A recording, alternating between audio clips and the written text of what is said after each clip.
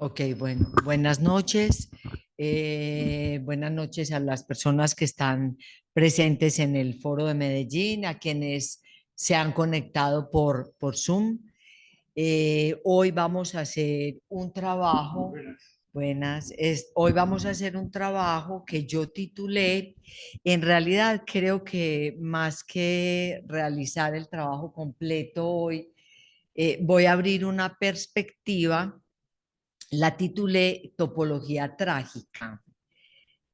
A medida que vayamos avanzando, veremos, porque es una expresión que Lacan utiliza en la lección que estamos comentando, que es la de las metas morales del psicoanálisis. Él dice, en realidad, que él nos ha orientado a lo largo de todo el seminario a partir de una topología trágica. Yo les contaba un poco medio en chiste la vez pasada que yo intenté ver quién había ampliado ese término, no lo llamemos un concepto, pero esa noción o ese término de Lacan, y nadie, no encontré en ninguna parte. Las referencias que encontré fue que me remitían directamente a la lección, pero el mismo Lacan no lo había desarrollado en otro momento. Topología trágica es la expresión que él utiliza. Entonces, es el tema que voy a comenzar a trabajar hoy. Les quiero anunciar algo porque digamos que desde aquí hasta finales de junio, que tendríamos pues una pequeña pausa, hay 3 sesiones de trabajo y esas sesiones de trabajo les voy a contar cómo van a ser. El 22 de mayo, o sea, la segunda sesión del mes de mayo, 22 de mayo, un colega brasilero que se llama Antonio Quinet, que ha trabajado desde hace mucho tiempo sobre la tragedia. Él va a hacer un trabajo sobre, no tengo el título todavía específico, pero la propuesta de él es más o menos un poquito sobre por qué Lacan se sirve de la tragedia para, o sea, qué es una tragedia, cómo entender la tragedia y cómo entender por qué Lacan se sirve de la tragedia griega para dar cuenta de la experiencia analítica. Entonces, es lo que Antonio Quinet va a trabajar. Él quiere trabajar un poco la etimología de la tragedia, la dimensión trágica de la experiencia analítica y por qué Lacan toma como paradigma a Antígona. Bueno, ese es el 22 de mayo. Antonio Quinet pues está en Brasil, pero quienes quieran estaremos presenciales en la sede en Medellín, él se conectará.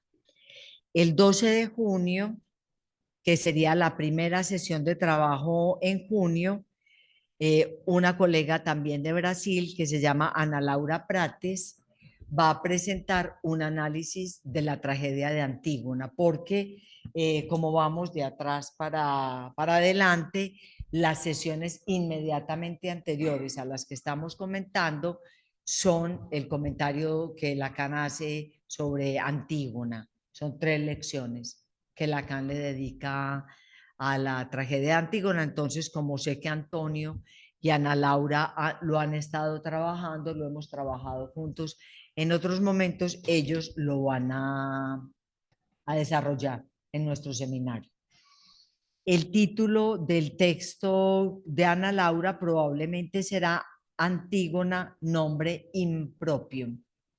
Es como la propuesta que ella tiene, es un artículo que ella ha trabajado en otros momentos, se ha desarrollado y bueno. Y el 26 de junio cerramos este primer semestre con un comentario sobre la última lección del seminario 7 que se llama Las paradojas de la ética. Ese espacio lo va a asumir un colega de la Universidad de Antioquia con quien he trabajado en diferentes momentos, que se llama Juan José Martínez y que nos acompaña siempre en este seminario. Vamos a trabajar así, pues entonces las 3 sesiones que nos quedan de este semestre y luego veremos, voy a pensar un poco más hacia dónde abrimos las nuevas perspectivas para el otro semestre de este año 2025. Entonces, ténganlo presente, el 22 de mayo Antonio Quinet sobre la tragedia, el 12 de junio Ana Laura Prates sobre Antígona y el 26 de junio Juan José Martínez sobre las paradojas de la ética. O de la ética, que es el título que tiene publicado por lo menos en Paidós, la última conferencia del seminario 7 se llama Las paradojas, 26 de junio, es la última de este semestre, se llama Las paradojas de la ética, esa es en la que el corazón del tema de esa última lección es el has obrado en conformidad con tu deseo. Ese es el tema entonces que tenemos para terminar este semestre. Bueno, he decidido dedicar el comentario de la lección 23, que es la que veníamos comentando desde hace 15 días y que está titulada Las metas morales del análisis, a partir de un problema que considero esencial, inclusive que yo encuentro relativamente nuevo en la lectura del seminario para aproximarnos a la ética en la formación del analista. Ese problema aparece enunciado por Lacan como una topología trágica. Yo me he estado interrogando qué quiere decir. No he encontrado ninguna referencia explícita de un colega a dicha fórmula de Lacan, lo que hace que debamos proceder como de hecho se procede siguiendo la enseñanza del propio Lacan. Remito una breve reflexión propuesta por el mismo Lacan, digamos como metodológica, en la que Lacan dice que la disciplina del comentario de texto tiene una riqueza nunca agotada. Dice que se trata de cómo tomamos pues los textos, es decir, que lo que debemos hacer es interrogar los textos, interrogar al autor, qué es lo que quiere decir, qué preguntas es las que se propone, cómo las responde, etcétera. Lacan eso dice que este ejercicio metodológico que él llama disciplina del comentario implica como la emergencia de una nueva verdad, es decir, de que algo que aparecía como plano en el texto adquiera un relieve y una interpretación distinta. Y dice que si conviene aplicar a esta clase de textos todos los recursos de nuestra exégesis, lo estoy citando, no es únicamente, tienen aquí el ejemplo de ello para interrogarlo sobre sus relaciones con aquel que es su autor, modo de crítica histórica o literaria cuyo valor de resistencia debe saltar a los ojos de un psicoanalista formado, sino ciertamente para hacerle responder al texto mismo las preguntas que nos plantea a nosotros, tratarlo como una palabra verdadera, es decir, entender que no es que Lacan lo dijo de pasada, sino Lacan quiso decir algo con eso. Vamos a tratar de saber a lo largo del desarrollo, específicamente de algunas de las lecciones, voy a tratar de plantear eso, realmente qué quiso él decir y cuál es o sea, qué es lo que nos enseña realmente esa expresión de él, de la topología trágica. Así pues, la posibilidad que tenemos es de interrogar al propio Seminario 7, de plantearle al propio Seminario 7 las preguntas que allí mismo surgen. Entonces, para comenzar, hay varios ejes que son necesarios. Primero, la noción de topología. Segundo, la dimensión trágica de la experiencia analítica. Tercero, la topología trágica.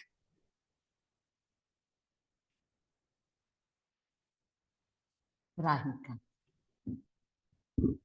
Con respecto a la noción de topología, se suele suponer que ella se aplica particularmente a la última enseñanza de Lacan. Se suele suponer eso, que se inicia a partir del seminario 19 con su famosa articulación de anudamiento al te pido rechazar lo que te ofrezco porque eso no es. En cierta medida, esa es su primera aproximación.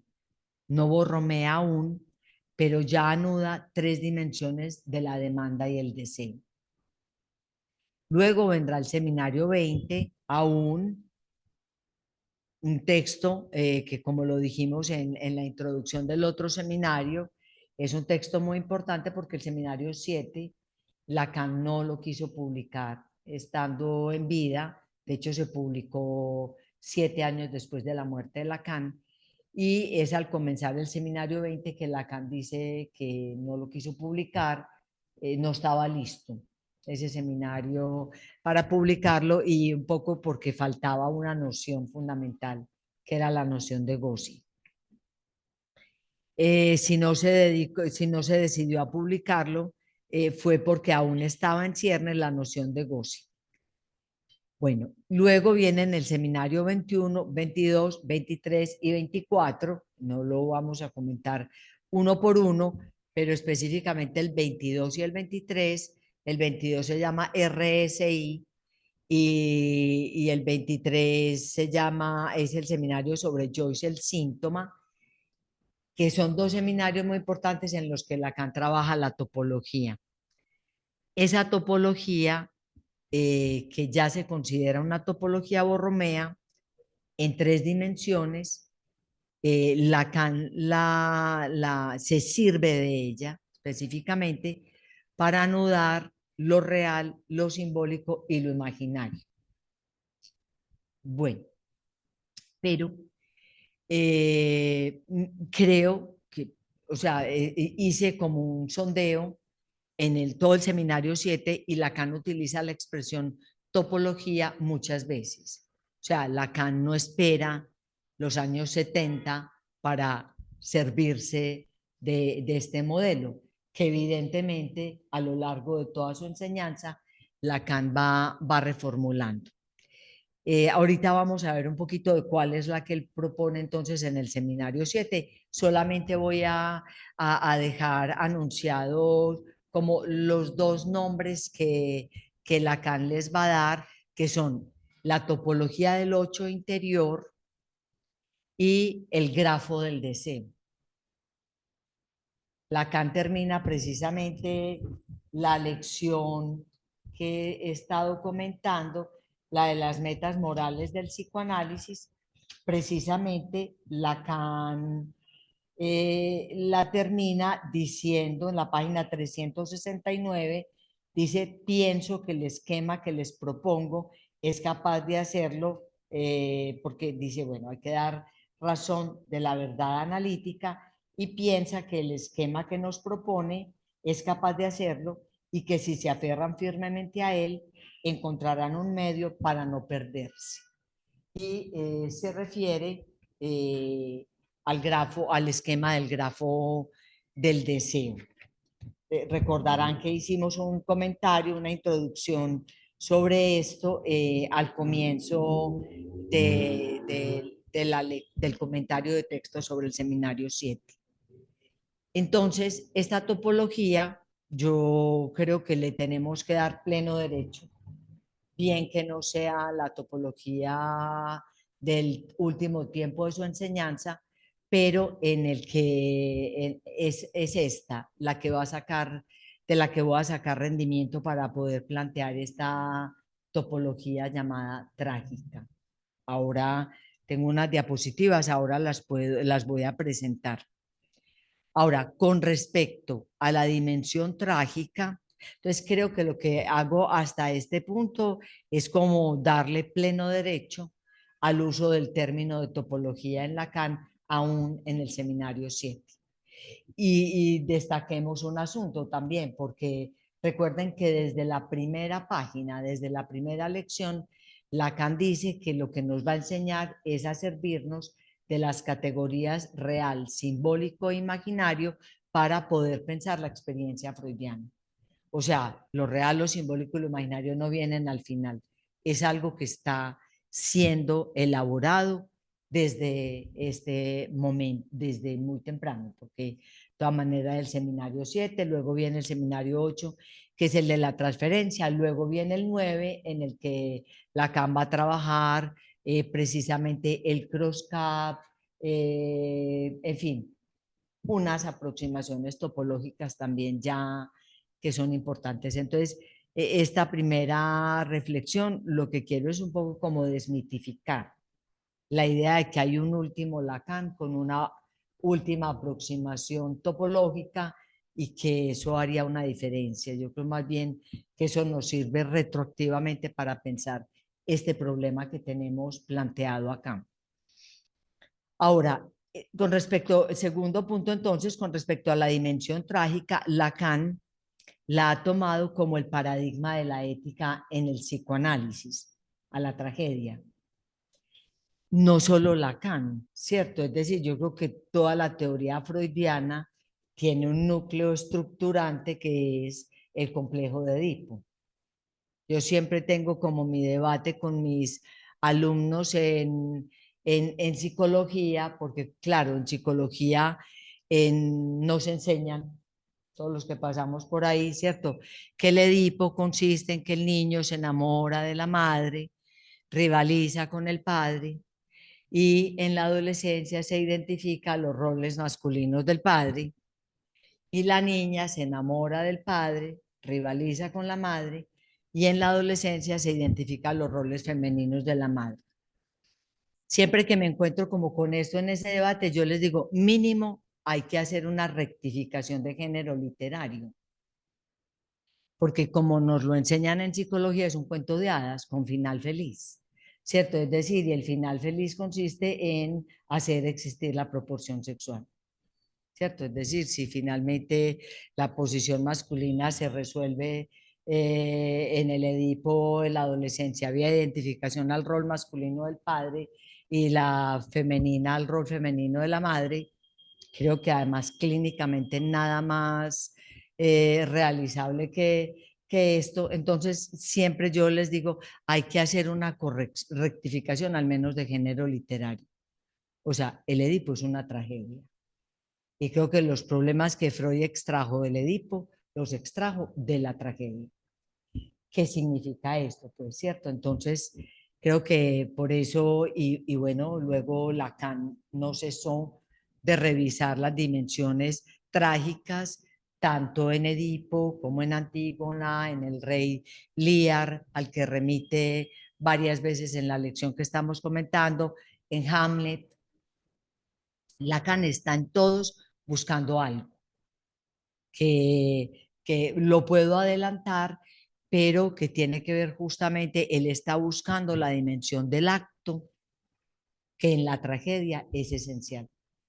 Es decir, desde la definición de tragedia de Aristóteles en la poética, la dimensión de acto es crucial.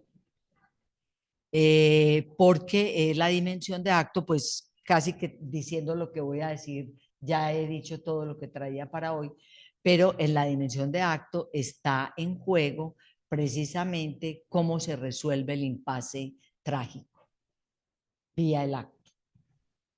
Bueno, eso lo vamos a ir viendo porque a lo que vamos a dedicar pues el trabajo que nos falta de este semestre es precisamente, por eso vamos a revisar la noción de tragedia, la consideración de Lacan sobre Antígona, etcétera. Traigo aquí algunas pinceladas también. Entonces, retomo, Lacan ha tomado la tragedia como el paradigma de la ética en el psicoanálisis, no como una experiencia moral, sino como una ética de lo real. Por lo tanto, supone que a toda acción le subyace una relación al deseo y que el deseo del que se trata no puede realizarse más que como una condición absoluta. De ello se deriva que hay una dimensión trágica que subyace a la experiencia analítica llevada hasta las últimas consecuencias.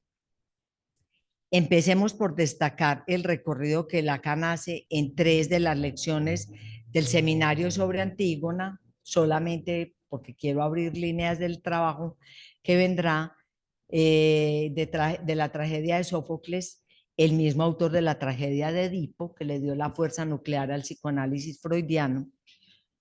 Lacan vuelve sobre Edipo de otra manera, para plantearlo como el héroe trágico. Y bueno, en otro momento aquí trabajamos un poco, yo tengo un artículo que lo podemos volver a leer en otro momento, que el héroe trágico en el seminario 7 es de alguna manera el paradigma del analista para Lacan en ese momento de su enseñanza, que ese rodeo implica eso. Pero también se dedica a la revisión de la tragedia de Antígona en una articulación pieza por pieza de la obra, justamente siguiendo lo que constituye la esencia, una dimensión de franqueamiento. Ese es el otro elemento esencial de la topología trágica, el franqueamiento, el atravesamiento, incluso de ruptura, que Lacan va a situar entre dos muertes, y cuando se refiere a Antígona, él se pregunta qué es lo que hace que esta posición decidida de Antígona produzca el efecto que produce en los que la ven pasar hacia su destino, eh, y que tienen que bajar la cabeza porque no pueden mirarla de frente, y Lacan la define como la víctima terriblemente voluntaria. O sea, que en la dimensión del acto, en la dimensión del franqueamiento, del atravesamiento, incluso de la ruptura, hay una posición del sujeto que Lacan llama la víctima terriblemente voluntaria. Ahora, en esta lección, en la lección de las metas morales del análisis, Lacan se refiere a Edipo como el que se ha tachado a sí mismo, para volver sobre el hecho de que hay algo de una dimensión, de una elección, de un consentimiento de parte de Edipo en su propio final. Ese es, ahí vamos aproximándonos, porque en todo caso el carácter de esa topología que él llama trágica no es sin una relación específica a la muerte, que lo hemos tocado, ¿cierto? Hemos ido planteando esto precisamente en diferentes citas que hemos comentado en otros momentos, es decir, la relación del sujeto con su propia muerte, dice Lacan. Es decir, cómo les enseñé a desdoblarla este año, es decir, entre dos muertes. Ahí tendríamos las coordenadas de ese punto topológico para Lacan. Voy a desarrollar un poquito más adelante. Ahora, para Lacan, la dimensión trágica de la experiencia analítica se refiere a la inevitable confrontación con la castración, la imposibilidad de la plenitud, hemos trabajado bien esto ya, y la naturaleza finita de la existencia humana. Diría yo que tiene que ver con una cita que comentamos en nuestro encuentro anterior, en el que Lacan dice que no se trata del porvenir de la humanidad, se trata de cómo cada hombre en el breve espacio que está entre su nacimiento y su muerte puede arreglárselas con esa dimensión de lo real y de lo imposible. Para Lacan, bueno, la tragedia en este sentido no es la tragedia externa o la amenaza exterior, sino una estructura inherente al sujeto y por consiguiente inherente al proceso analítico, donde el sujeto se encuentra con las limitaciones de su ser y con la realidad de la pérdida. Entonces, también en otros encuentros hemos hablado porque, bueno, el término que Lacan utiliza aquí es un poco el ser para la muerte, ¿cierto? Que es un término hegeliano, pero la lectura que Colette Soler hace y que si uno sigue con finura a Lacan, el ser para la muerte es el ser para la castración, que es lo que determina todos los imposibles a los que hemos ido haciendo referencia. La tragedia se vincula entonces a la relación entre el deseo y la muerte, donde el deseo, lejos de ser una búsqueda de plenitud, se convierte en una búsqueda de la diferencia de lo que falta. Recuerden que Lacan, al comienzo del seminario 7, hace un trabajo que creo que es muy importante, que vale la pena volver sobre él, y es sobre el principio del placer y el principio de realidad en Freud. Y específicamente el principio del placer, siendo inclusive freudiano, siguiendo la orientación de Freud en el más allá del principio del placer, es decir, ese más allá mismo ya implica una dimensión del más allá, del franqueamiento, del atravesamiento, ¿cierto? Y lo que Freud encuentra en el más allá del principio del placer precisamente es que el empuje del principio del placer es la muerte. Es decir, que solamente obtenemos la cantidad n, el Q de n, que es como está escrito en el proyecto de psicología para neurólogos, que el Q de n, o sea, la energía psíquica, puede llegar a alcanzar el estado de nirvana, de homeostasis, de equilibrio, etcétera, en la muerte. O sea, que hay una paradoja misma que Lacan va a señalar en relación a ese principio del placer. Bueno, la ética del psicoanálisis para Lacan se relaciona con la aceptación de la dimensión trágica eh, de las condiciones de la existencia para cada sujeto. Bueno, ahora, en relación a la topología trágica, había dicho al principio que iba a tratar como esos tres elementos para poder tratar de entender esta expresión de Lacan. Lacan nos ha enseñado durante el seminario que lo esencial, repito, es la relación del sujeto con su deseo, pero que el sujeto solo puede acceder a su deseo por la vía del franqueamiento. Inclusive en otros momentos dice, solo se puede acceder por la vía de un forzamiento. Entonces, franqueamiento, ruptura, forzamiento. Esto hay que pensarlo porque si lo estamos reflexionando precisamente en el contexto del trabajo que estamos haciendo sobre la formación del analista, y tenemos en el horizonte, no es todavía en este seminario, vendrá varios años después la proposición del PASE, pero la pregunta de cómo el analizante pasa a analista, esa es la pregunta esencial para Lacan sobre la formación del analista, cómo se da ese pasaje. Ese pasaje mismo para Lacan, creo que lo vimos también en otros momentos, no es un continuo en el sentido de final del análisis, inicio de la práctica analítica. Hay una ruptura, hay una situación de impasse, hay una discontinuidad, hay una contingencia, ¿cierto? Que lo dice, por ejemplo, en la nota a los italianos, pudo haber habido final de análisis, pero deseo del analista ni por asomo. Es decir, que Lacan dice que se necesita una operación o algo que empuje o algo que moviliza para que, terminado un análisis, se pueda desear ocupar el lugar del analista. Entonces, la expresión que Lacan utiliza en el seminario de solo se puede acceder a su deseo por la vía de un franqueamiento. En el umbral, el sujeto puede bien tomar la vía del servicio de los bienes, ese es lo que Lacan viene diciendo. Por ejemplo, uno de los temas muy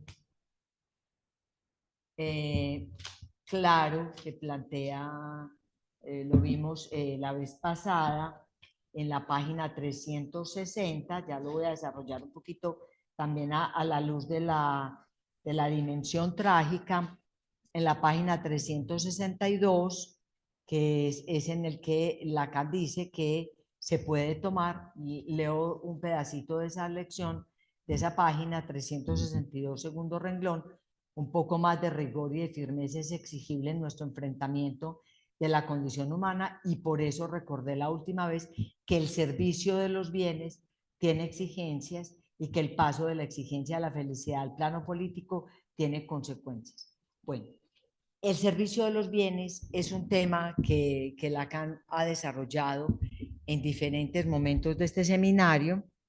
Yo voy a tomar aquí una línea que nos lleve pues como más directo a entender cómo Lacan muestra, digamos, la vertiente moral y la vertiente ética, siguiendo la vertiente moral, digamos, la dimensión del servicio de los bienes, la moral, y la ética, la relación trágica con el deseo, para exponerlo con este seminario. En el umbral, el sujeto puede bien tomar la vía del servicio de los bienes o la vía de su deseo. O sea que todavía al final del análisis esa elección sería posible. Esas dos vías son Ismene, no sé si saben, es la hermana de Antígona en la tragedia, y la otra es Antígona, la que nos va a mostrar esas dos vías. Esas dos vías son Ismene en la tragedia, y en donde se abre pues una nueva dialéctica en la relación entre estas dos hermanas, Ismene y Antígona. La una, Ismene, ha optado por el confort de los bienes y ni sabe ni quiere saber. Así comienza más o menos la tragedia. Les recomiendo que la lean, es un ejercicio absolutamente de gran valor estético y de placer. Inclusive leanla porque como las dos próximas van a ser precisamente sobre la tragedia. Entonces Ismene le dice a Antígona: no he tenido ninguna noticia, porque Antígona le dice: ¿has sabido lo que pasó con nuestros hermanos? E Ismene dice: no he tenido ninguna noticia, nadie me ha dicho nada. No debemos hacer nada que nos ponga en peligro. Aquí no nos falta nada. O sea, están bajo el gobierno de Creonte, el nuevo rey, que se acaba de autoproclamar, y ella dice: aquí lo tenemos todo, no nos esforcemos, o sea, no nos arriesguemos, dejemos las cosas así, más o menos. Leído en siglo XXI. Ella es la que no quiere perder las seguridades que del otro proceden.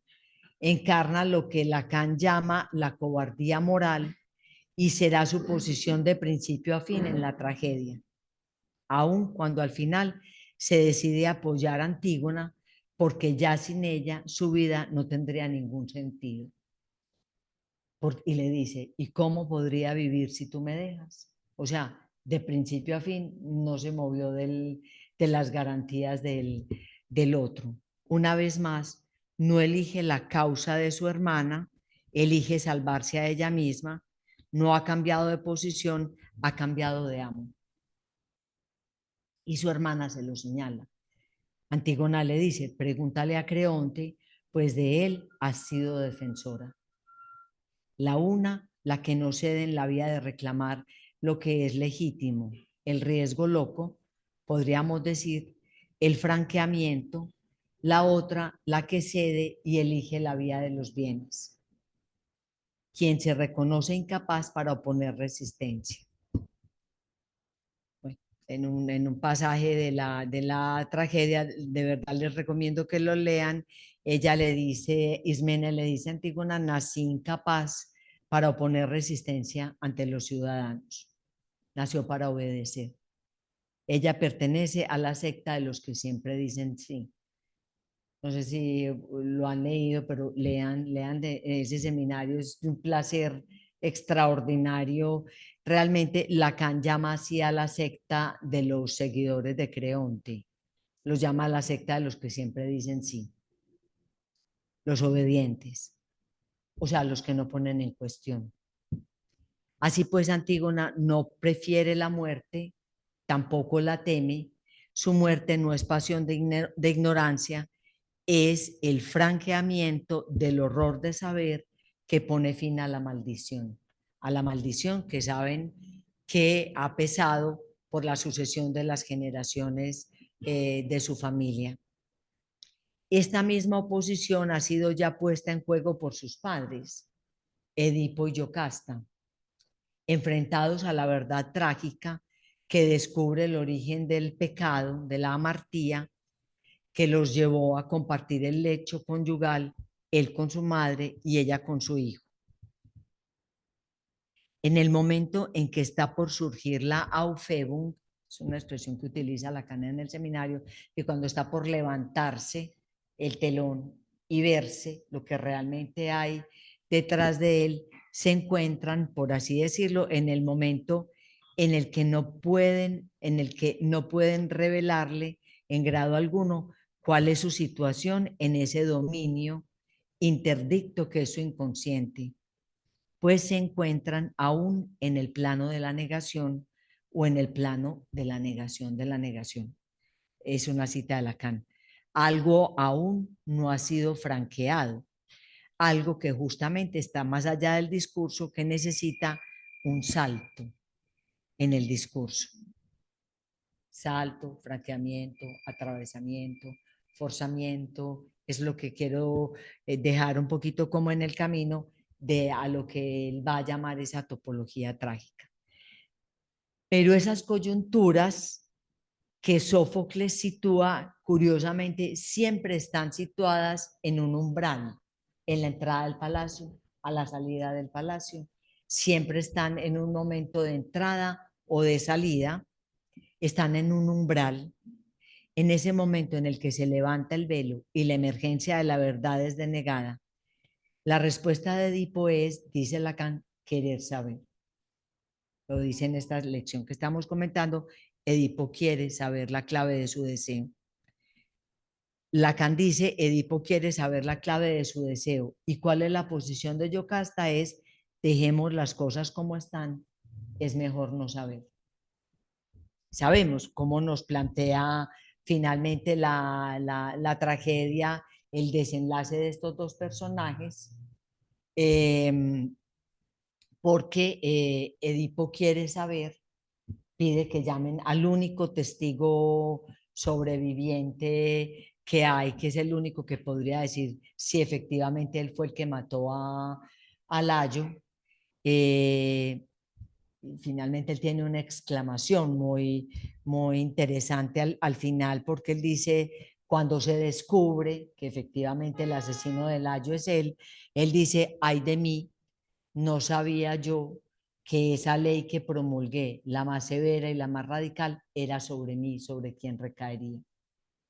Eso Lacan lo destaca como el que tacha su propio ser, ¿cierto? Que esa ley no proviene del otro. Lacan va a explorar en este seminario, en esta dimensión de lo trágico, otra ley que nos decía en esa misma lección, hay una relación con la ley que no tiene nada que ver con la ley. Es decir, Lacan va a buscar una ley que proviene de lo real, no la que proviene de lo simbólico. Entonces, Lacan destaca el hubiera sido mejor no haber nacido, Mepinay, de Edipo, que se ha encontrado con esa frontera última que concierne su ser de manera radical, pero Antígona, saben, supongo que saben cómo es Antígona, perdón, supongo que saben cuál es el desenlace de Yocasta. Ella dice, dejemos así, no hay que saber nada, que las cosas se queden como están, y se suicida.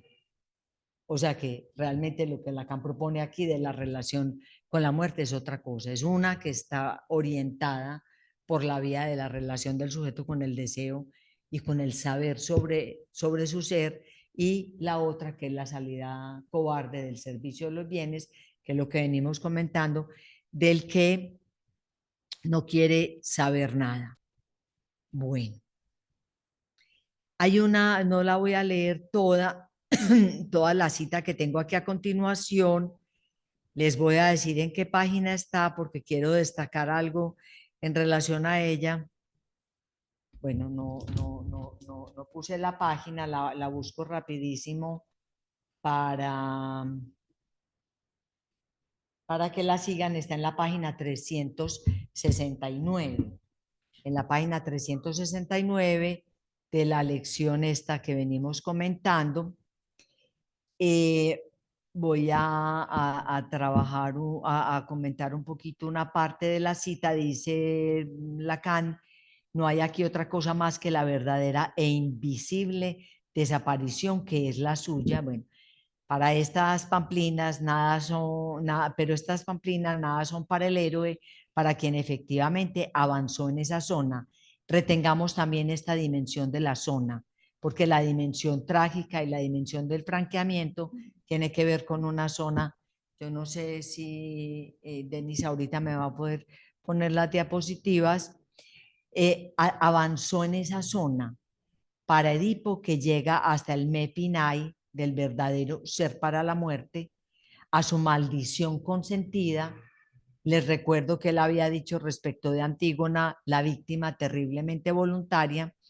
Respecto de Edipo dice a su maldición consentida, a los responsables con el anonadamiento considerado como el término de su anhelo.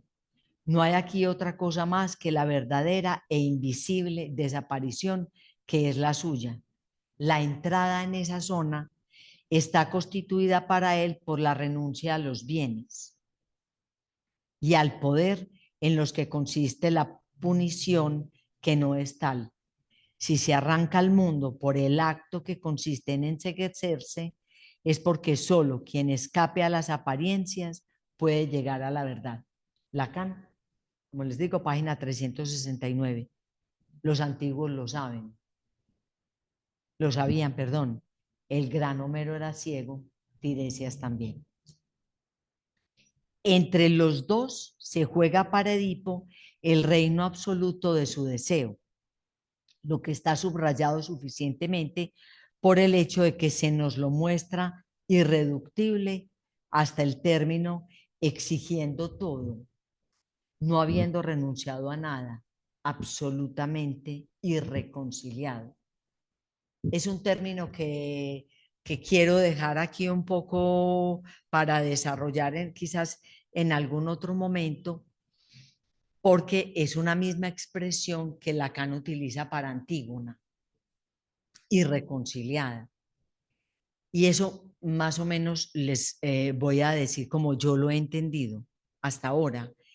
Y es que algunos lectores saben que estas tragedias han suscitado siglos enteros de filósofos y de literatos dedicados a analizar esas tragedias, y algunos de ellos, que Lacan comenta en su momento en la lección de Antígona, piensan que entre Antígona y Creonte se produce una conciliación. Y Lacan quiere mostrar que lo irreconciliado, se los voy a decir con un término que ya tenemos más o menos de oídas familiarizado. Irreconciliado quiere decir que no cede en su deseo, porque la conciliación implicaría que Antígona se hubiera devuelto, no hubiera seguido hacia su tumba, a pesar de todos sus lamentos, a pesar de todo lo que ella se queja, ya no se detiene en ningún momento, o el momento en el que Edipo hubiera podido también él mismo retroceder. También es un punto clave, retroceder. No retroceder es lo irreconciliable, quiere decir que ahí hay un punto en el que el sujeto no cede y no se devuelve. Recuerden que ya Lacan nos ha situado que está en la zona en la cual está en juego la relación entre el deseo y la muerte. Y ahí viene esta expresión de esta topología, dice Lacan, que es en esta ocasión la topología trágica.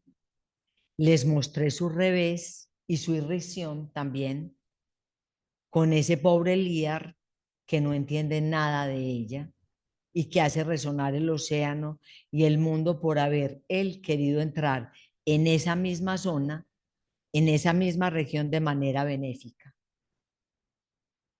con el acuerdo de todos. Es decir, nos va a mostrar la condición de lo irreconciliable de Edipo, aun cuando ya sabe que está en un punto del que no se puede devolver, y pone el ejemplo de Eliar, que no supo nunca dónde estaba parado y que finalmente intentó una conciliación. Se nos presenta al final, siempre no comprendiendo nada, está hablando de Eliar, y teniendo muerta en sus brazos a aquella que es el objeto, obviamente desconocido para él, de su amor. Esta región así definida nos permite plantear los límites que iluminan cierto número de problemas que nuestra teoría y nuestra experiencia plantean. Voy a dejar hasta ahí la cita de Lacan de la página 369. No recuerdo si fue esa la que les dije ahorita. En la página 369. Bueno. Denise, ¿será posible presentar las diapositivas?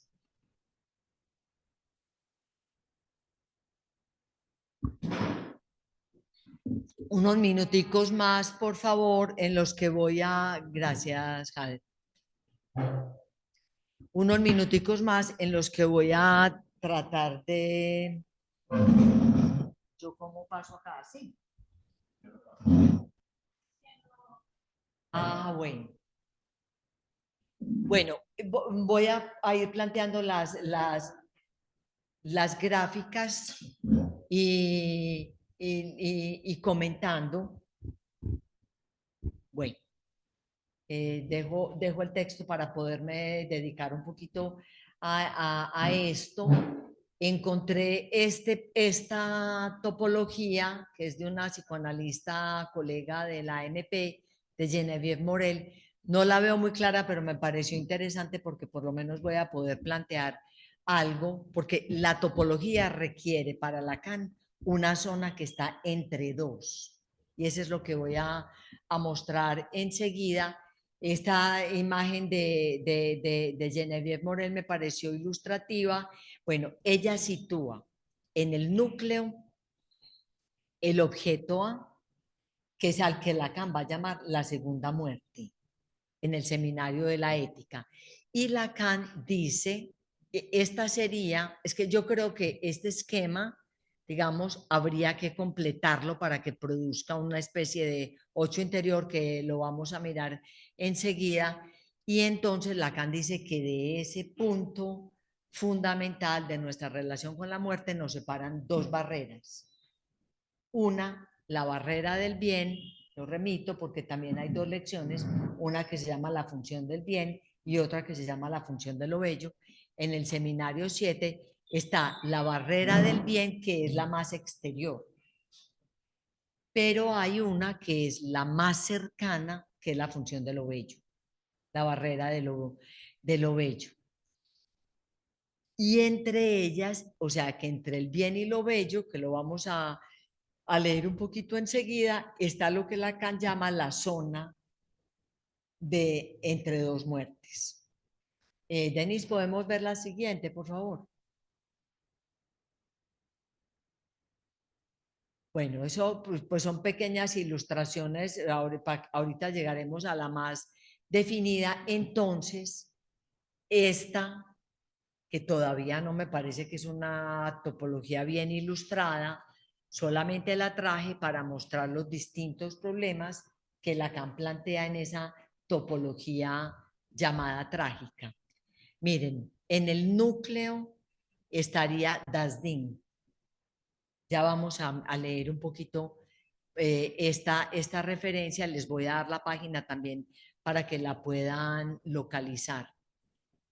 Alrededor de Das Ding, Lacan sitúa el significante, el inconsciente estructurado como un lenguaje, podríamos decir. Y luego Lacan va a situar dos barreras, la de lo bello y la del bien.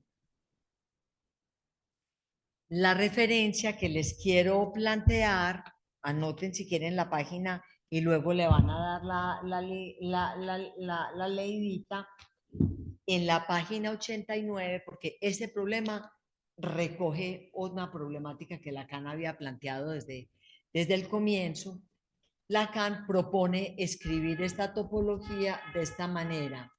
Dice, allá está lo que yo les voy a leer. Dice, hagamos entrar en la página 89 del seminario 7. Hagamos entrar al simple espíritu y hagámosle sentarse en la primera fila y preguntémosle qué quiere decir Lacan. Bueno, el simple espíritu se levanta, va a la pizarra y explica. O sea, el simple espíritu, hasta el simple espíritu entiende este modelo de Lacan. Bueno, entonces el simple espíritu va a la pizarra y explica. Lacan nos habla desde el principio del año del Das Ding en los siguientes términos. Lo coloca en el núcleo de un mundo subjetivo, que es lo que la economía, según Freud, nos pinta desde hace años. Ese mundo subjetivo se define porque el significante en el hombre está entronizado a nivel del inconsciente, mezclando sus puntos de referencia con las posibilidades de orientación que le brinda su funcionamiento de organismo natural de ser vivo. Ahora, ya con solo escribirlo, que esa es la que tenemos allí, ya con solo escribirlo así en la pizarra, colocando a Das Ding en el centro y alrededor el mundo subjetivo del inconsciente, organizado en relaciones significantes, ven ustedes la dificultad de la representación topológica. Lacan utiliza el término de topología para definir qué. Volvamos y miremos un poquito. Pues ese Das Ding está justamente en el centro, en el sentido de que está excluido. Es decir, que en realidad debe ser formulado como exterior. Ese Das Ding, ese otro prehistórico, está parafraseando un poco a Freud, imposible de olvidar, la necesidad de cuya posición primera Freud nos afirma bajo la forma de algo que es, acá viene algo fundamental, que es ajeno a mí, estando empero en mi núcleo. Algo que a nivel del inconsciente solo representa una representación. Con esta topología que Lacan plantea aquí, está en el comienzo de la lección 6, que se llama la ley moral, él nos va a situar parte del problema. Ese núcleo, que él va a llamar el de la relación con la muerte, del deseo con la muerte, sería Das Ding. Leído como está leído aquí, lo más íntimo, pero lo más extranjero para cada uno. Lo que siendo lo más íntimo es lo más ajeno. Ese núcleo, porque también habría que ver a qué se refiere Lacan cuando habla de Das Ding, pero Das Ding es una primera aproximación a lo real. Es la cosa, es lo que es innombrable, es lo que fija la posición del sujeto en relación a la estructura, ¿cierto? Pero es indecible, es innombrable y es lo más íntimo, siendo al mismo tiempo lo más extranjero para el sujeto. Entonces, cuando miren que este franqueamiento, ese acceso a esa relación, Lacan solamente lo piensa como por la vía de un franqueamiento. Y esa sería en parte lo que podríamos decir de la dimensión trágica. Denis, ¿podríamos poner la diapositiva 3, por favor?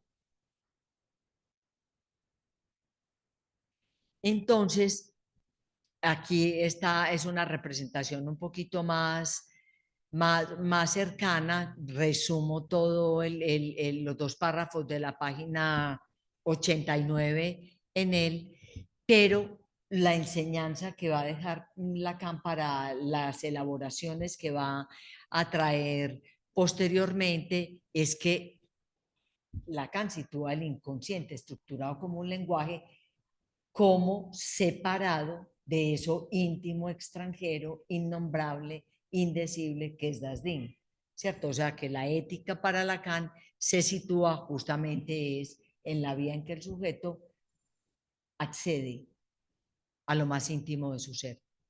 Denis, podemos ver la siguiente.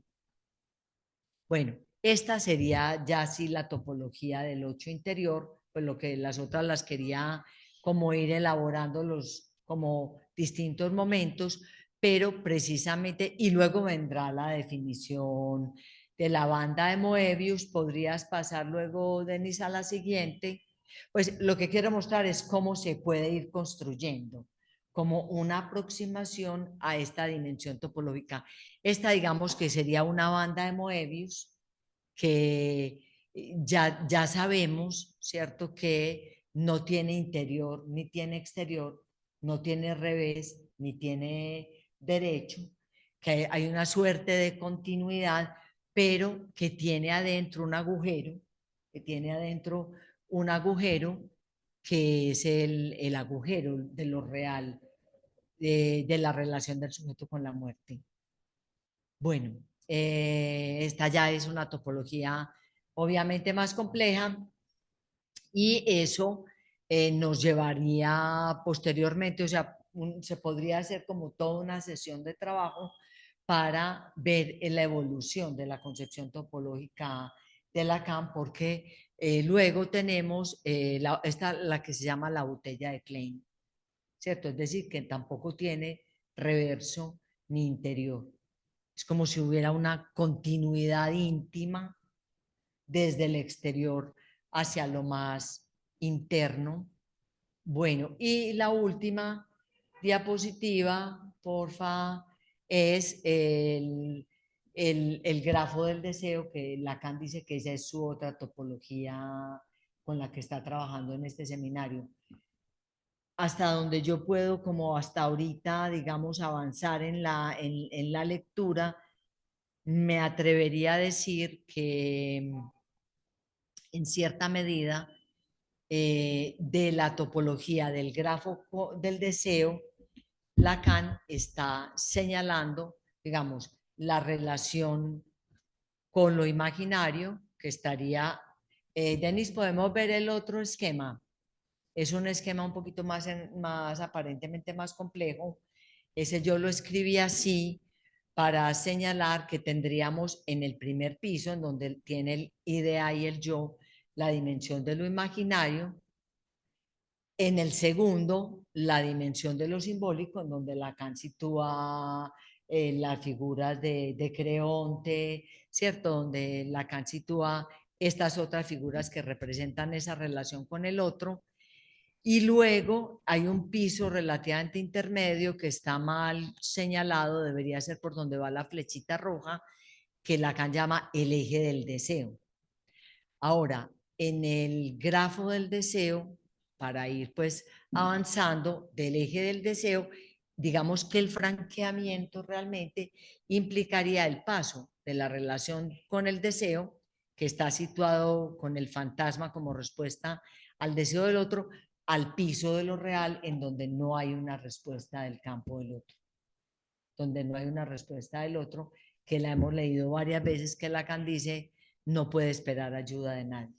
En todo caso, si hace cadena significante, él palpa que él no está en la cadena significante, porque el esquema se ve muy borroso, pero en la parte superior izquierda está escrito SDA tachado, el significante de la falta en el otro. O sea que creería yo, tal vez forzando un poquito esta página de este seminario de Lacan, poco Lacan está pasando, mostrando esas dos dimensiones de la topología, la una, la del ocho interior, la del acceso a la cosa, eh, como lo imposible, finalmente, y como una zona que el sujeto no puede atravesar sino por franqueamiento, por un lado, y por el otro lado está el grafo del deseo en el que Lacan va a introducir esos tres registros que nos presentó desde el principio del seminario, imaginario, simbólico y real,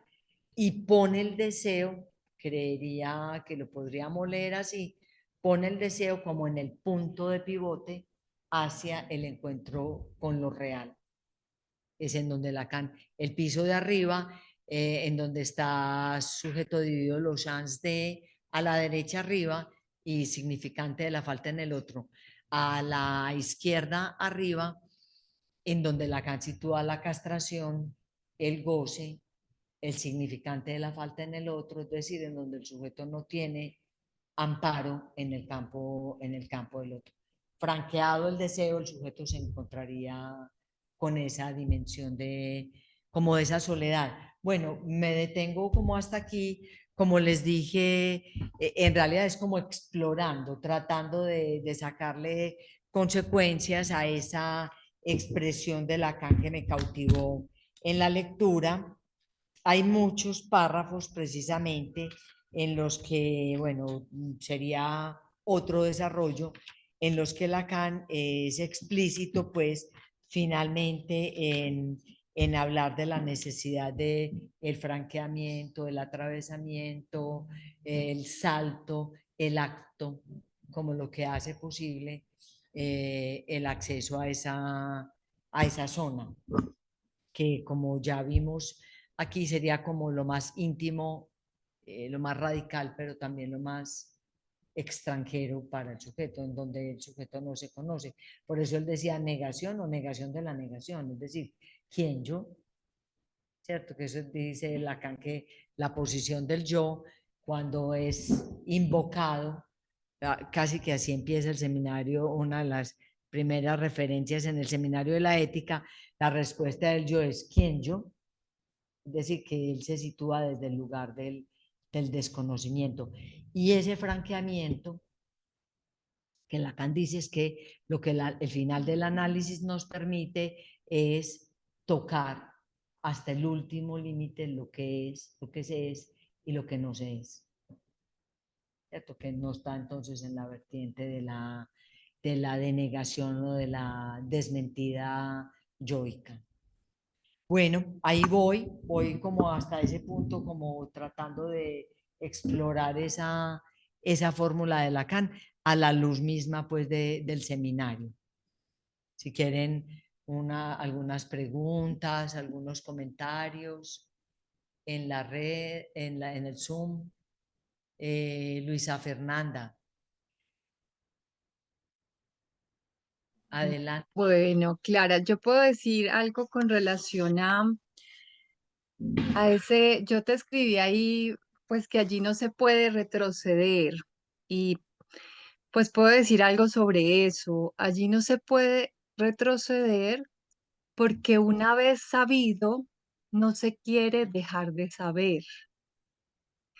Es como cuando una persona se da cuenta de que algo anda mal y quiere negar eso que anda mal.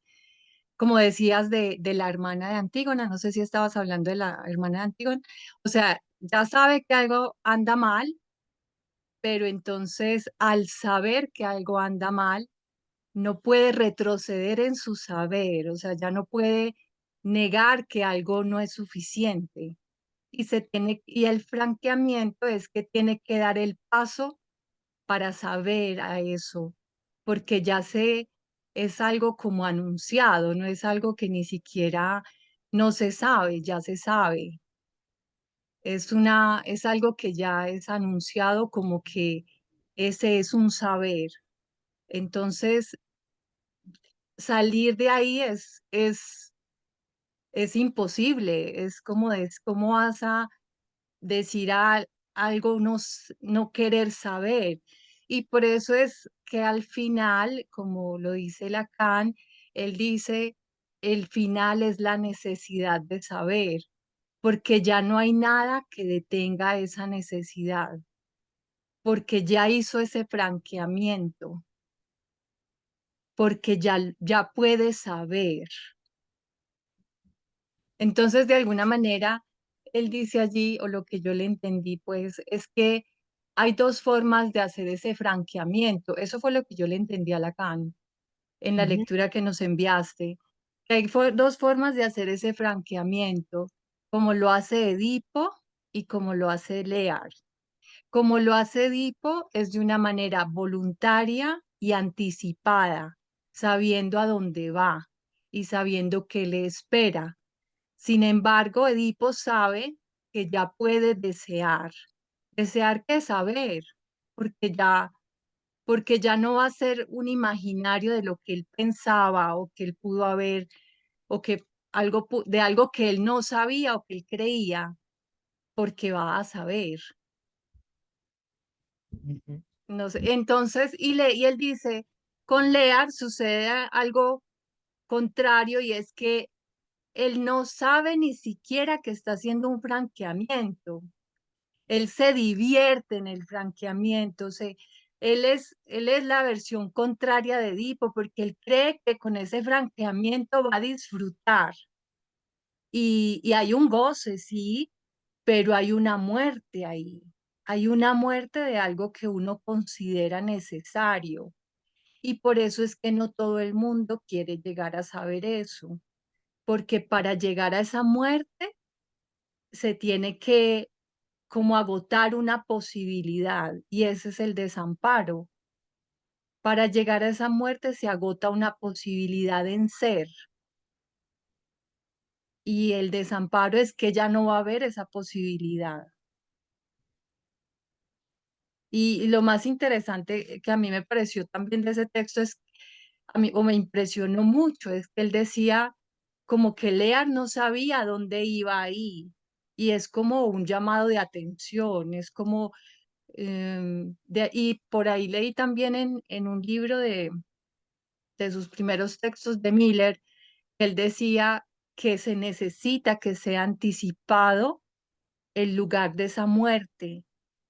Yo siento que es ahí donde un poco Lacan nos advierte y también Miller.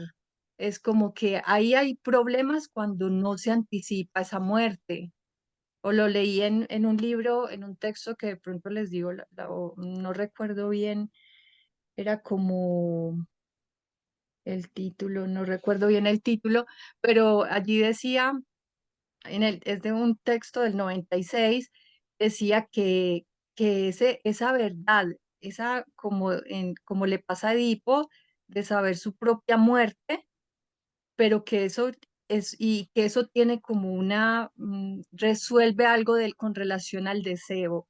Como que después de eso, Edipo sabe que puede desear sin necesidad de un otro. Es un poco ahí como mi lectura, ¿no? O sea, sin necesidad de un otro que le advierta la seguridad de los bienes, sino de algo más plano, yo no sé cómo decirlo, más plano, más simple, no, yo no sabría, pero, o no sé en este momento de qué se trata eso, pero de alguna manera, pues lo que yo siento es que se está advertido frente a esa muerte. Ujú. Ujú.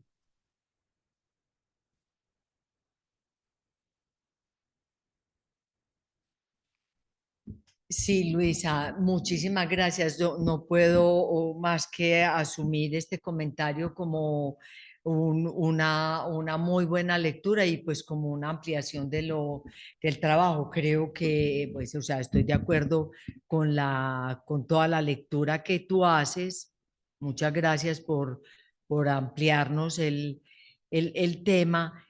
Quería como plantear algo, no sé tú, por ejemplo, cómo lo leíste es efectivo, porque cuando va a entrar a trabajar a Edipo, ya ha planteado algo del final del análisis, del que prepara para devenir analista, como el que no puede esperar ayuda de nadie. Y justamente, como lo dices tú, ¿cierto? No puede esperar nada del otro. Y Lacan va a entrar allí a trabajar efectivamente la posición de Edipo y en ese Mepinai, que dice un poco como antes no ser, hubiera sido mejor no haber nacido, porque tengo una idea, no sé tú cómo lo cómo lo piensas, pero respecto de este saber, es como de todas maneras un saber, mm, es decir, es un saber que no se puede saber, porque cuando Edipo dice, ay de mí, no sabía yo que la ley que yo había promulgado, la más severa, era sobre mí, sobre quien recaería, es decir, que hay un no saber, ¿cierto? Ese haber logrado atravesar el umbral que lo sitúa del lado del que desea saber sobre su deseo, al mismo tiempo no es como un saber, como un conocimiento adquirido, sino que es un saber que no se puede saber. No Pues sé es que de hecho no se sabe a qué se va, sí, no exactamente. se sabe a qué se va, pero simplemente se sabe que es la muerte ahí. O sea, estoy hablando como una muerte simbólica, estoy hablando, hay una muerte ahí y hay una muerte de la cual no se puede devolver, hay algo que no, y de pronto es con relación a lo que más se ama, ¿no? En uno. Hay algo que, ahí es un, como un sacrificio, yo no sé cómo decirlo, es un sacrificio de lo más amado en uno. Eh, Sí, es un sacrificio anticipado, pero, pero de alguna manera uno sabe que si el inconsciente te ha guiado hacia esa apertura, hacia ese franqueamiento, es porque algo de la necesidad propia lo lleva a uno hasta allá, hacia ese goce, podría decirse, ese goce de saber, hacia esa, o sea, el inconsciente allí es, yo creo que muy, pues es como que abre el camino, abre abre la posición, por decirlo así, de es allá donde usted va a saber. Antes no, ni siquiera si usted se detiene. De alguna manera, la posición de detenerse sería una posición cobarde, muy cobarde, muy Ujú. cobarde, porque el inconsciente te está diciendo te abro hay esa apertura para que, no sé, le des entrada a tu deseo, porque es que no has podido. Es precisamente para poder entender tu deseo o dar cabida a tu deseo sin necesidad de un otro. Siempre es como, sí. Y lo que dice allí de Freud también me pareció muy interesante o es la lectura que yo hago, porque él dice que Freud hizo algo con relación al padre y fue que él le dijo al padre como que, pues bueno, como que lo situó ya de una manera muy condescendiente, como mi pobre padre no es lo que él ya quería, como con esa castración, pero después Lacan dice, ah, pero después le dio otro lugar mejor, entonces también puede ser una observación que esté haciendo de Freud acerca de que no hizo ese franqueamiento realmente. Y yo creo que por eso es que Lacan plantea el comité o el cartel del pase, porque lo que pudo haber hecho Freud es precisamente pedir el pase a uno de sus docentes o a una de esas personas que le sirvió como analista. Y al pedir el pase a una persona que le sirvió como analista o como docente o como esa figura de otro que sabe, precisamente conserva, yo no sé si decirlo así porque no soy experta, pues en teoría, el nombre del padre, ese otro, gran otro. En cambio, Lacan plantea que ese pase sea a un comité. es decir, que ahí allí no hay un gran otro. Entonces también él como que va organizando mucho eso, pero creo cuando yo leí lo que decía de Freud y de ese y de lo que hizo después Freud con su padre, que fue otra vez como ponerlo en una cúspide, y Lacan dice ahí, ah, no, Freud como que ahí no hizo ese franqueamiento, o sea, lo hizo, pero se detuvo otra vez donde un otro, un gran otro, y entonces es como te digo, ese libro de Miller que dice, el desengañado engañándose. Miller dice en un texto que les puedo mencionar que ese es como el desengañado engañándose. Y yo creo que por eso entonces Lacan inventa el comité del pase, porque no es un gran otro, porque él dice que ese gran otro precisamente no existe. Y como llegaras, y me parece interesante porque dice Lacan, llegar hasta allá para encontrarse otra vez con el gran otro, o sea, no, no juguemos, no juegues. O sea, como que él dice ahí, se divierte un poco diciendo, aquí hay algo que no le cuadra a él. Y de pronto fue por eso que él duró años como haciendo este trabajo, como pensando en ese gran otro y en eso en esa consecuencia que se advenía ahí. Porque entonces lo que se le plantea en ese final, pues de saberse en esa ruina, porque pues, ¿qué más va a hacer ante esa muerte? Entonces se pide, un otro, se debe pedir el pase. Ahí se debe pedir el pase, es una condición. Se debe pedir el pase. Entonces, ¿y a quién se pide el pase? La primera persona que a uno se le ocurre pedir el pase es la persona que orientó todo el trabajo de análisis, de organización psicológica en el sentido de ser psicoanalista, a la persona que orientó, porque esa persona es ese gran otro, esa persona es el maestro, y el cine y todo se guía por ese gran maestro, o nuestra vida también. Pero entonces Lacan dice, entonces ese gran otro no existe, y bueno, y ahí dice Miller, el desengañado engañándose. Y hasta allí pueden llegar las consecuencias de la teoría de Lacan, que Lacan incluso pone en duda o no pone en duda, dice, no, es que no hay gran otro.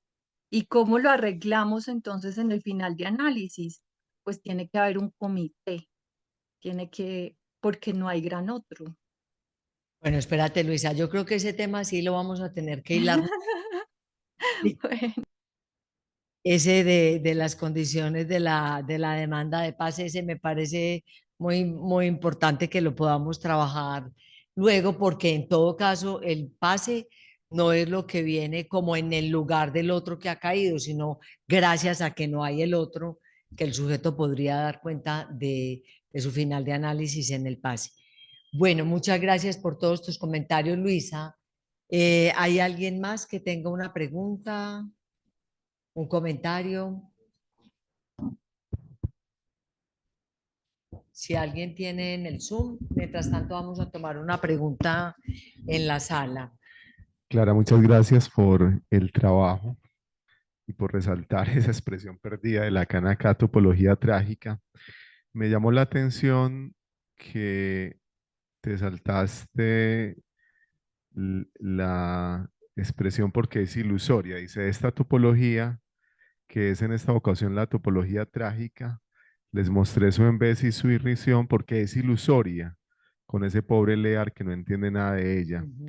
Y entonces me hizo pensar Es ilusoria para Lear, eso, pero no para Edipo, por ejemplo, correcto, ni para exacto, ya, muy Antígona. bien, Ok, eso. Entonces sí. me hizo pensar que hay dos maneras de ingresar a esa zona.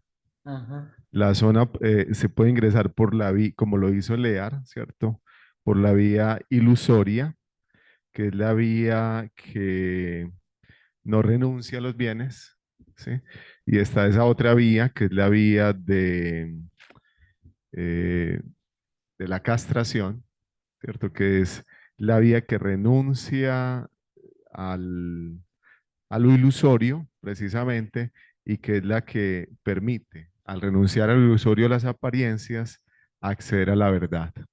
Y una dimensión de esa verdad, que me estaba preguntando qué habilita el acto, una dimensión de esa verdad es el desamparo absoluto, Ujú. que habilita el acto. O sea, solo quien se encuentra con el desamparo absoluto, eh, que también implica asumir la castración, entre comillas, queda habilitado para la actuación, pues, actuar, Para el acto, que es para el acto, distinto, ¿cierto? sí. Para el acto Ujú. que no es del orden tampoco como yoico, Ajá. eh, sino como de unas condiciones lógicas que se dan ahí en poder ingresar a esa zona. Me haces pensar, ¿vas en esa misma vía, Sí, Javier? yo creo que sí. Ok. Es sobre todo en algo que decías al inicio y es que la dimensión trágica en la experiencia analítica, esa frase la mencionaste en la introducción. Sí. Entonces, esa dimensión trágica de la experiencia del analizante o también incluso del analista, esa experiencia trágica entonces tiene doble vía. ¿O es solamente en el caso del analizante o en el caso del analista también si ya ha llegado a su fin de análisis? ¿Cuál sería la doble vía? De que tanto el analista como el analizante atraviesen esa experiencia, esa topología trágica en la dimensión de la experiencia analítica. Sí, yo creo que ahí hay un 8 interior muy importante a considerar. Si te entiendo tu pregunta, y yo creo que inclusive la de Hermes, y me hace pensar en algo de lo que decía Luisa Fernanda, en el que tengo una pequeña cosa para precisar, y es la dimensión de la elección. O sea, porque tal vez Luisa lo decía un poco como que el inconsciente le está mostrando, el inconsciente abre, pero creo que Lacan, cuando habla de la víctima terriblemente voluntaria o el del consentimiento con su propia desgracia de Edipo, ahí Lacan está introduciendo una dimensión de una elección del sujeto. Es en ese punto que el sujeto puede detenerse, devolverse, no creo que sea posible realmente devolverse, pero detenerse y decir no voy más, ¿cierto? No quiero saber más, o suficiente, no quiero avanzar en esa vía o avanzar en esa vía. Y entonces cuando pienso lo del 8 interior es que creo que en realidad Lacan en muy pocos parágrafos del seminario habla como si fueran el analizante y el analista, porque el problema que Lacan ha venido rastreando desde el principio tal vez es cómo el analizante elige y consiente con la posición del analista. ¿Cierto? En esa cita que la hemos leído, yo creo que en todas las sesiones de nuestro trabajo la voy a volver a leer. Entonces no la voy a leer completa, pero en la que Lacan dice, pues la forma es en que lo dice. Dice, eh, ya no la voy a encontrar, hasta no estoy en la lección que es, perdón. En la página 362, que él dice, como creo haberles mostrado aquí en la región que dibujé este año, está hablando de esta topología a la que estamos tratando de ilustrar hoy, en la región que dibujé este año para ustedes, es esa que les mostré, ¿cierto? En el interior, la del simple espíritu, en el interior está Das Ding y por fuera está el inconsciente de significantes que no tienen conexión entre sí realmente. Entonces, a eso no se accede sino un poco por forzamiento, franqueamiento. Entonces, como creo haberles mostrado aquí, en la región que dibujé este año para ustedes, la función del deseo debe permanecer en una relación fundamental con la muerte. Y entonces dice, hago la pregunta, la terminación del análisis, la verdadera. Entiendo la que prepara para devenir analista, ¿cierto? Ahí es donde creería que ahí hay un 8 interior o una banda de Moebius, o sea, cómo se pasa de analizante a analista, ¿cierto? Cómo se hace esa torsión para que se pueda pasar de analizante a analista. Creo que cuando Lacan habla del no ceder en el deseo, que lo vamos a trabajar también otra vez, luego está interrogando al analizante, sí, pero en realidad se refiere al deseo del analista. ¿Qué significa ceder en el deseo? Es que es decir, tal vez se me ocurre algo apresurado. Ceder en el deseo del analista es caer en la pendiente del terapeuta, es decir, del servicio de los bienes, de la promesa de la felicidad. Y no, eso nos devolvería pues por esa pendiente a todo lo que hemos ido desarrollando. Entonces, claro, la pregunta, y dice que es en la zona, en la región que dibujó este año, que es esa de ese 8 interior, es ahí donde se pregunta si la terminación del análisis, la verdadera, es decir, la que prepara para devenir analista, sí, creo que ahí sí hay algo que concierne al analizante, pero para Lacan el analizante en tanto que puede asumir el riesgo loco de optar por la posición del analista y que no la hace sino a condición de ese desecho. Porque tiene que ver con el héroe trágico, que lo dice, ¿no? Lo dice en la página 364, dice Lear, al igual que Edipo, muestra que quien avanza en esa zona, sigo destacando esta dimensión de zona, ya se avanza en ella por la vía irrisoria, que era lo que tú estabas proponiendo, ¿cierto, Hermis? O irrisoria de Lear, o por la vía trágica de Edipo, avanzará en ella. ¿Cómo? Solo y traicionado. Esa dimensión de la traición, exhausto al final de la carrera, solo y traicionado, que es como muestra Lacan que terminan los héroes trágicos, me parece que ahí lo que va a mostrar es de eso, de ese caldo, de esa que queda ahí, de lo que el analista puede obtener. Lacan no lo llama aquí el objeto A, pero digamos que es con lo que él operará luego.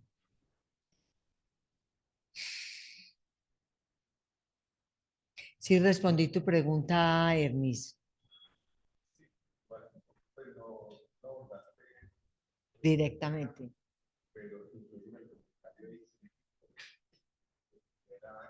No escuchamos, Clara. ¿Quién tiene el micrófono? Ok.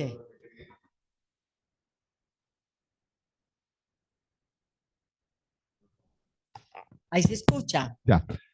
No, lo que quería resaltar, Clara, de alguna manera lo dijiste ahí pequeñito, es que existen las dos vías de ingresar a esa zona, ¿cierto? Por la vía de la castración, que es la que permite el acceso a la verdad y al acto, y la otra vía que es la ilusoria, la de los bienes, que conduce para otro lado. El suicidio, Sí, por ejemplo, en el caso de de... Yocasta, por ejemplo, sí. Que no es el mismo de Antígona, ¿cierto? Discúlpame un momentico, aquí hay una pregunta de Juan José. Bueno, ¿es posible una clínica lacaniana del superyo y de ser así, a qué aspiraría? ¿Ah? Pero él es el que precisamente nos va a trabajar ese tema. Yo creería que pues no, yo creo que voy a decir directamente que creo que no hay una clínica si lo entendemos como clínica del superyo, propiamente de Lacan, no lo, en Lacan, si te entiendo pues lo que me estás proponiendo como pregunta, porque esta lección es una lección que está también tejida con la reflexión de Lacan sobre el superyo. Digamos como tres hilitos de lo que propone Lacan en esta lección sobre el superyo. Primero, que los que proponen una educación moralizante desconocen como es la expresión que utiliza, como la desgarradura profunda que el superyo produce en el sujeto humano. O sea, que prometer conciliar eso es desconocer la verdadera naturaleza del superyo. Esa es una de las vertientes que me parece importante para pensarlo. La otra que está en la página en donde está comentando el artículo de Jones, yo diría que es un párrafo de la página 365 en el que Lacan habla, pues como que muestra nuestra naturaleza y es como una especie de complacencia con esa exigencia moral, es decir, como una suerte de goce masoquista con esa exigencia moral y dice, hay que llamar las cosas por su nombre y no es porque se lo coloca ahí detrás de un triple velo analítico, que no es esto lo que eso quiere decir. Lo que el análisis articula es que en el fondo es más cómodo padecer la interdicción que exponerse a la castración. O sea, yo no sé qué piensas de esto, Juan, pero creería que la clínica si hubiese una clínica lacaniana del superyo, sería una clínica que implica el franqueamiento, precisamente del que estamos hablando, y tal vez que ese franqueamiento es el no ceder en el deseo, porque yo creería, es una lectura mía, que el super yo freudiano se estructura justamente a partir de que el niño, el sujeto, digámoslo así, renuncia a su propio deseo para preservar el amor del otro. Y en esa alienación fundamental es en donde podríamos ver esto que dice Lacan, la complacencia de esa exigencia moral, o que es más cómodo padecer la interdicción que exponerse a la castración. Creería, te propongo que lo vayamos pensando como en esta perspectiva, que si existiera una clínica del superyo, aspiraría justamente a que el sujeto renuncie a la vida del otro y tenga el coraje de arriesgar su propio deseo. Es lo que se me ocurriría, porque la tercera vía tendría que ver con el no ceder en el deseo. No sé qué pensás, Juan, o si se te ocurre otra perspectiva. Bueno. Sí, pero primero ella, además tiene la sartén por el mango. Clara, Dime. bueno, pues me excuso si la pregunta de pronto es muy básica, además porque creo que ya la respondiste con esto que le decías a Juan José, pero precisamente quería preguntar si ese franqueamiento o forzamiento para que el sujeto pueda acceder al deseo tiene que ver precisamente con moverse de esas garantías del otro. Sí, sí. Inclusive con la complacencia moral en el sufrimiento, ¿cierto? No es Ismene tranquila porque Creonte les da todo y ahí no les falta nada, efectivamente, sino con que es que hay otras garantías que tienen que ver con que es mejor padecer la interdicción que exponerse a la castración, ¿cierto? Pero sí estoy de acuerdo con que esa es la perspectiva. O sea, el forzamiento, y entonces por eso decía, implica una elección del sujeto. O sea, al final del análisis hay algo que es del orden de la contingencia. Pierre Rey ya terminó su análisis y no quiere correr el riesgo, no quiere exponerse, no quiere someterse a lo que significaría ser analista. Está muy bien. O sea, hizo su propia experiencia, llevó su análisis tan hasta las últimas consecuencias que el propio Lacan fue el que le preguntó si no había pensado en ser analista, pero ahí para él no está esa opción. Yo diría que ese franqueamiento tiene que ver también con una elección.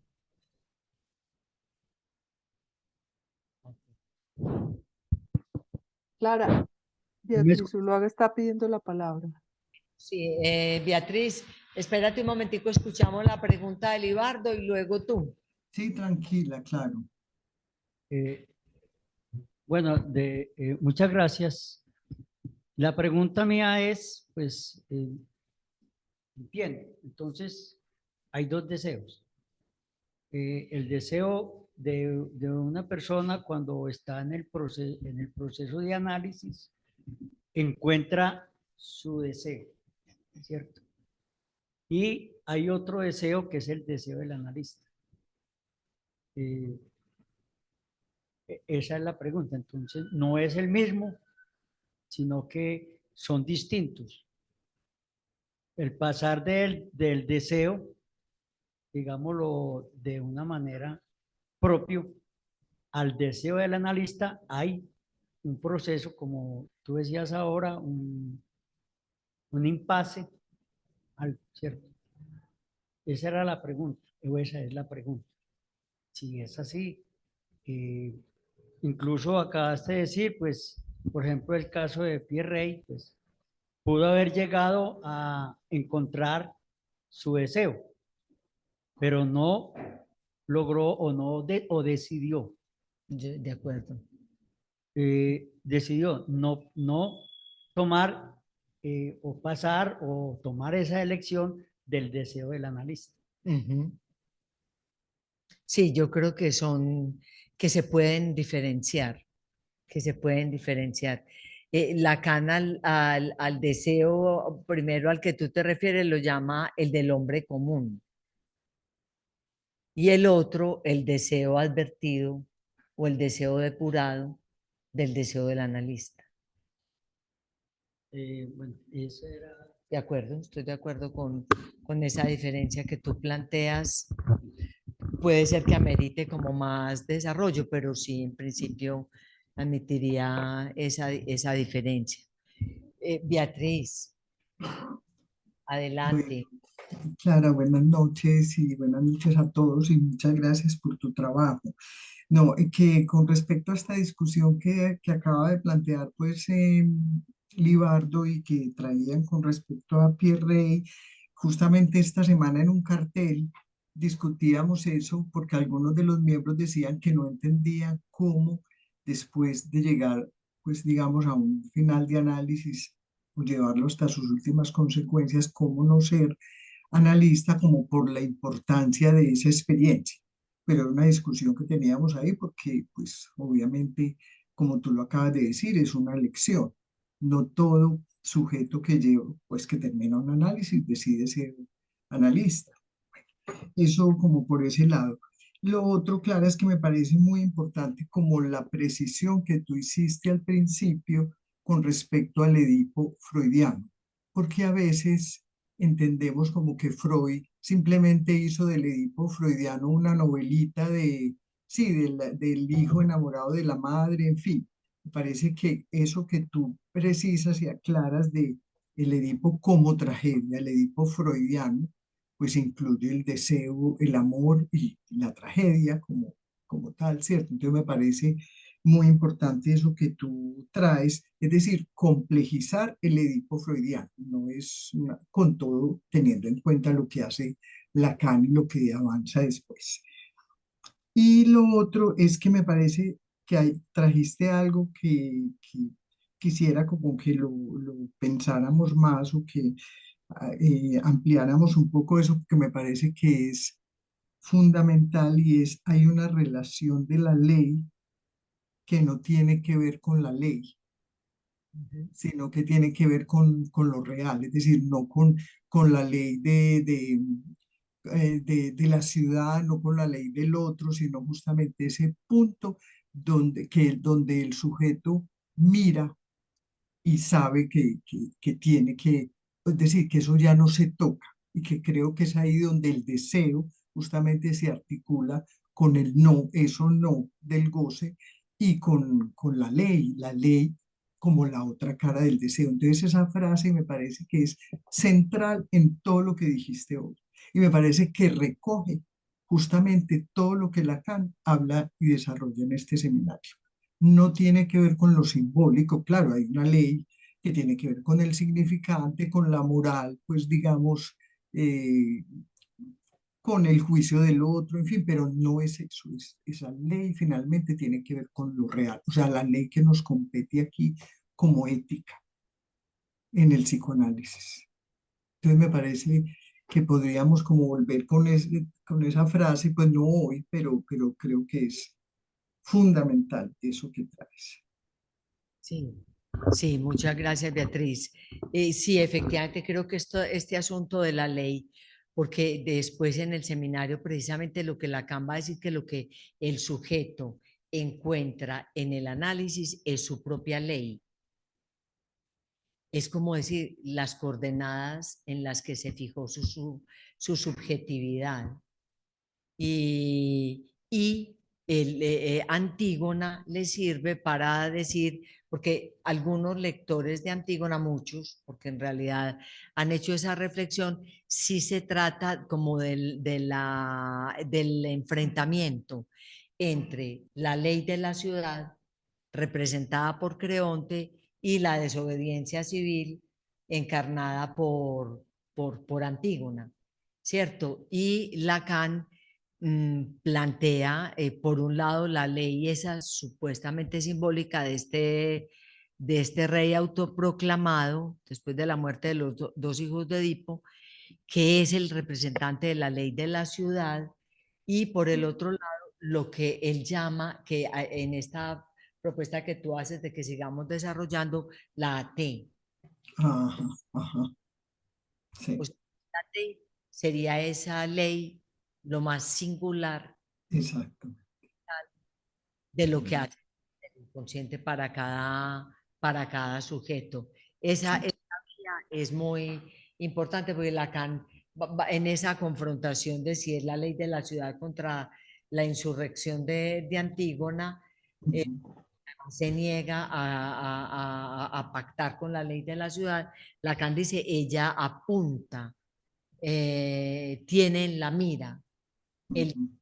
está inspirado por la AT. Es decir, que es por una ley de lo real. De Entonces, los real. Ujú. todavía será muy importante que desarrollemos. Ujú. Bueno.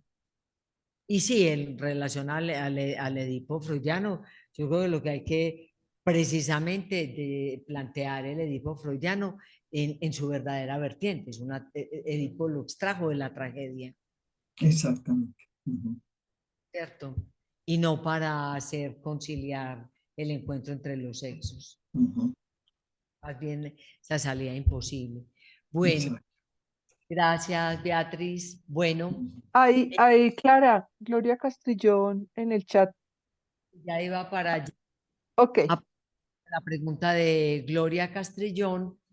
Gloria está un poquito, no se lee muy bien el párrafo, pero la pregunta de Gloria es sobre si el concepto freudiano de luminoso y das Ding, si luminoso sería tal vez una forma de percibir la existencia de das Ding.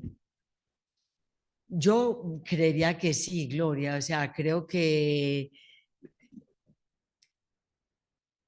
en un principio esa puede ser efectivamente una de las posibilidades de responder esa relación, es decir, que Dasdin no solamente encarna algo del orden del deseo, sino algo del orden del horror, algo de lo que no se puede ver de frente, algo de lo que a lo que no se puede acceder, y entonces es posible que pensemos desde esa perspectiva luminoso. Yo no sé si es por esa vía que tú has hecho el recorrido, pero tomemos la definición de Freud de luminoso.